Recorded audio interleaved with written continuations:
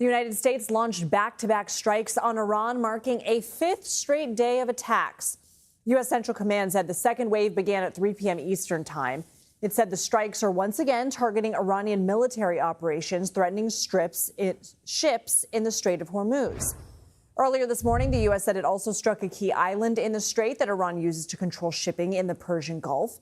In response to strikes last night, Iran retaliated by firing drones and missiles at Kuwait, Bahrain, and Jordan, which shot them down. CBS News senior White House and political correspondent Ed O'Keefe has the latest from Washington. So, Ed, what has the president said about these attacks and about making any kind of deal with Iran? He's acknowledged, Lindsay, that it is rare to attack during the day and that Iran is not happy about that. He spent most of today at a defense contractor summit up in the Harrisburg, Pennsylvania area, and was asked at one point regarding the ongoing talks with Iran whether he's set a deadline. Take a listen. I don't like giving deadlines, but they pretty much know. They know the story. They better behave. So we really haven't seen any real significant movement other than the continued volleys between the two militarily and no signs yet of any diplomatic breakthrough, though the president continues to insist that the Iranians at least are willing to talk, and he is willing to continue those conversations. Ed, what do we know about the president's primetime address tomorrow?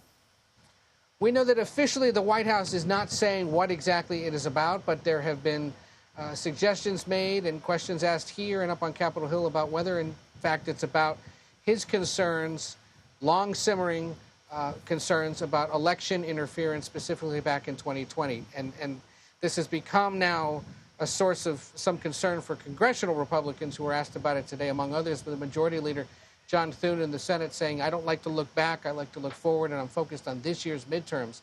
So should the president ultimately try to drudge up his unfounded concerns about widespread fraud and miscounting of votes in places like Georgia back in 2020, he may find Republicans less willing to take up that cause yet again after so many years. But we know that it remains a concern of his, one he talks about on a rather frequent basis, despite the fact that there's no proof of this. And as you saw, and as you played earlier in the broadcast, it was a topic of conversation for the Director of National Intelligence nominee today, who repeatedly refused under questioning by Democratic senators to explicitly say that Joe Biden had won the 2020 election, because, of course, that is what President Trump is so convinced did not happen.